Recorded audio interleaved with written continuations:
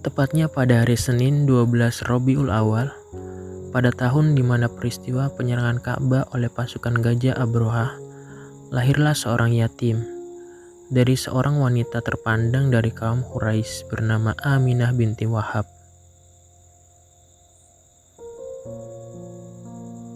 Sang penutup risalah kenabian, seorang Rasulullah yang diutus di akhir zaman, seorang anak yang nantinya menjadi Sayyidul Mursalin Rasulullah Sallallahu Alaihi Wasallam. Anak itu bernama Muhammad, nama yang tidak populer di kalangan bangsa Arab pada waktu itu. Nama yang diberikan oleh kakeknya. Setelah 7 hari kelahirannya, beliau Shallallahu Alaihi Wasallam dikhitan sebagaimana tradisi yang berlaku di kalangan bangsa Arab pada waktu itu. Tradisi lainnya adalah mencari wanita yang dapat menyusui bayi-bayi orang lain.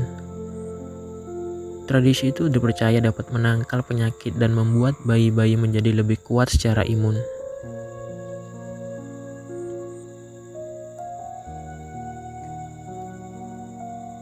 Wanita pertama yang menyusui beliau Shallallahu Alaihi Wasallam setelah ibundanya adalah Suwaibah, yang pada saat itu juga menyusui bayinya bernama Masruh. Suwaibah sebelumnya juga telah menyusui Hamzah bin Abdul Muthalib. Kemudian kakeknya menyerahkan Rasulullah pada kabilah Bani Sa'ad bin Bakar, yaitu pada Halimah binti Abu Zu'aib. Cerita dipertemukannya Halimah dengan Rasulullah dikisahkan oleh Ibnu Ishaq, yang selama Rasulullah berada di kabilahnya, Halimah merasakan keberkahan karenanya. Dikisahkan dari Ibnu Ishaq, dia berkata, Halimah pernah berkisah, suatu ketika dia pergi bersama suaminya, bayinya yang masih kecil dan juga beberapa wanita yang sama-sama mencari bayi-bayi susuan untuk mendapatkan imbalan dari orang tua bayi-bayi susuan itu, agar mereka tetap bisa bertahan di musim paceklik.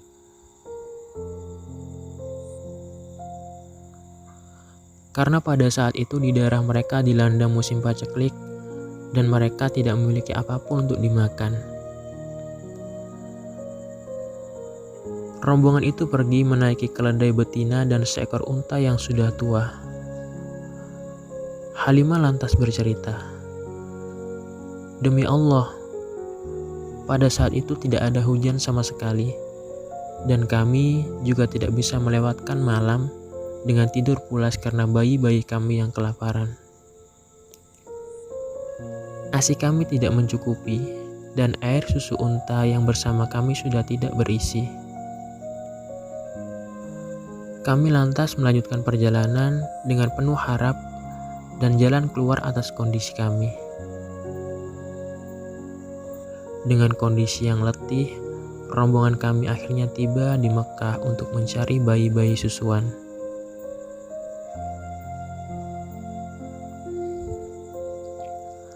Kami mulai mencari bayi susuan. Akan tetapi, tidak satupun dari rombongan kami yang ketika itu disodorkan untuk menyusui Rasulullah Sallallahu Alaihi Wasallam melainkan menolaknya.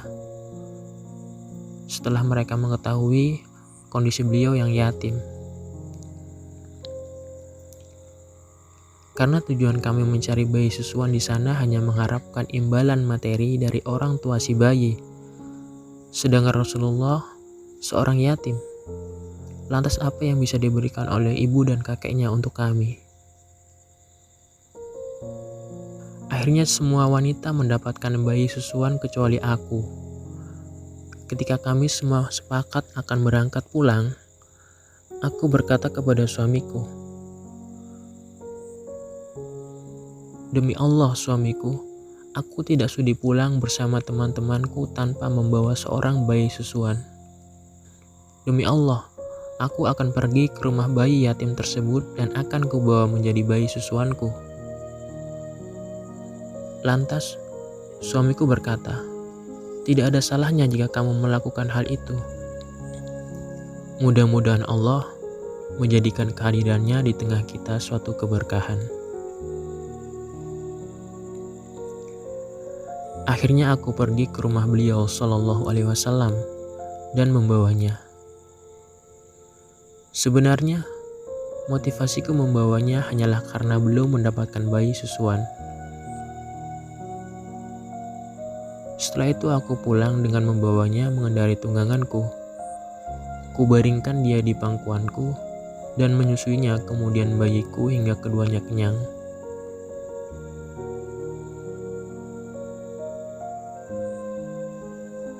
Kemudian keduanya tertidur dengan pulas. Padahal sebelumnya kami tidak bisa menutup mata untuk tidur karena tangis bayi kami yang kelaparan. Suamiku mengontrol unta tua milik kami, dan ternyata susunya sudah berisi. Kemudian dia memerahnya untuk diminum. Aku juga ikut minum hingga perut kami kenyang. Dan malam itu bagi kami adalah malam tidur yang paling indah yang pernah kami rasakan.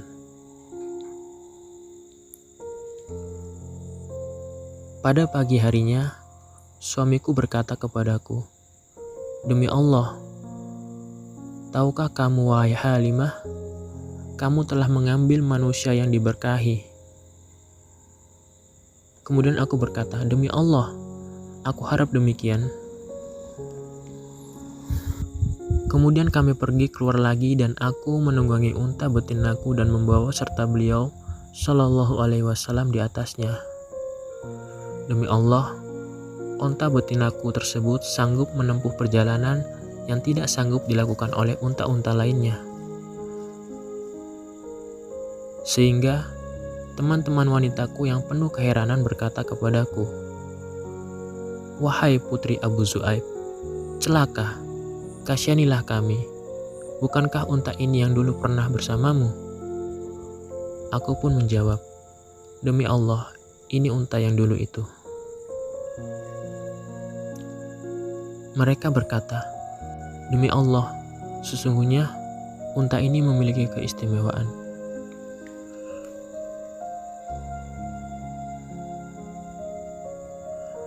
Pada akhirnya kami mendatangi tempat tinggal kami di perkampungan kabilah Bani Sa'ad. Sepanjang pengetahuanku, tidak ada bumi Allah yang lebih tandus darinya. Ketika kami datang, kambingku tampak dalam keadaan kenyang dan banyak air susunya, sehingga kami dapat memerah dan meminumnya. Padahal orang-orang tidak mendapatkan setetes air susu pun walaupun dari kambing yang gemuk. Kejadian ini membuat orang-orang yang hadir dari kaumku berkata kepada para penggembala mereka, "Celakalah kalian, pergilah membuntuti kemana saja penggembala kambing putri Zu'aib mengembalakannya."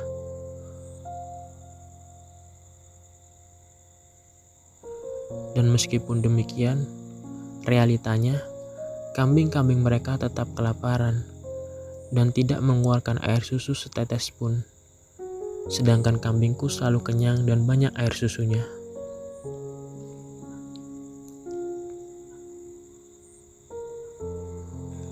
Demikianlah, kami selalu mendapatkan tambahan nikmat dan kebaikan dari Allah hingga tak terasa 2 tahun pun berlalu. Dan tiba waktuku untuk menyapinya. Dia tumbuh besar, namun tidak seperti kebanyakan anak-anak pada umumnya.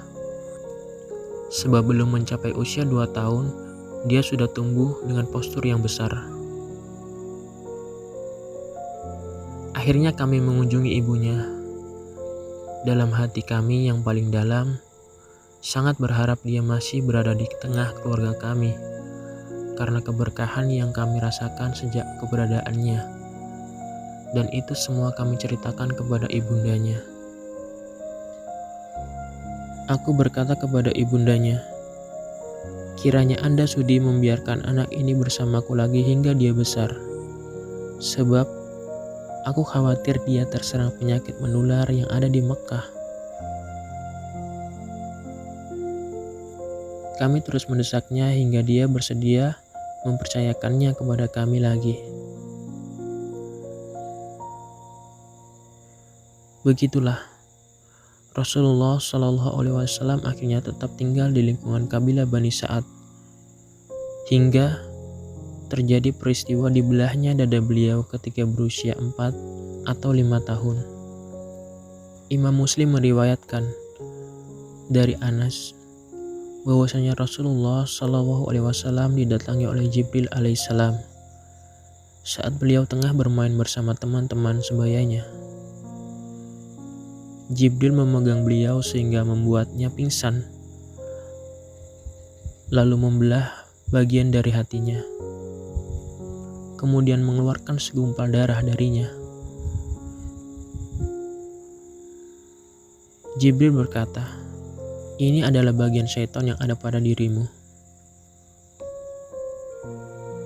Kemudian meletakkannya di dalam wadah yang terbuat dari emas dan mencucinya dengan air zam-zam.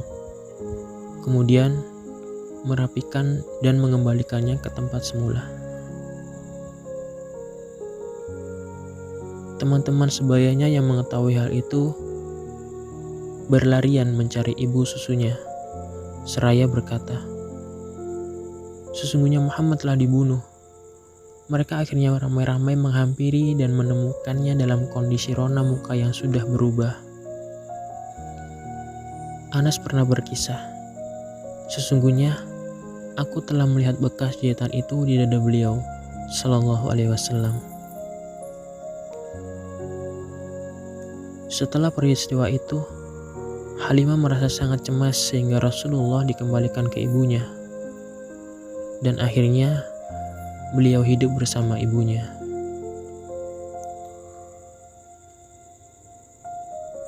Cerita berlanjut. Suatu ketika, ibunya Aminah ingin menziarahi makam suaminya di Madinah. Beliau berangkat bersama anaknya Shallallahu Alaihi Wasallam, pembantunya Ummu Aiman dan Abdul Muthalib. Mereka keluar dari Mekah dan menempuh perjalanan sekitar 500 kilo. Pada akhirnya, sampailah mereka di Madinah untuk berziarah. Mereka menginap di sana selama 1 bulan. Setelah itu mereka pulang ke Mekah.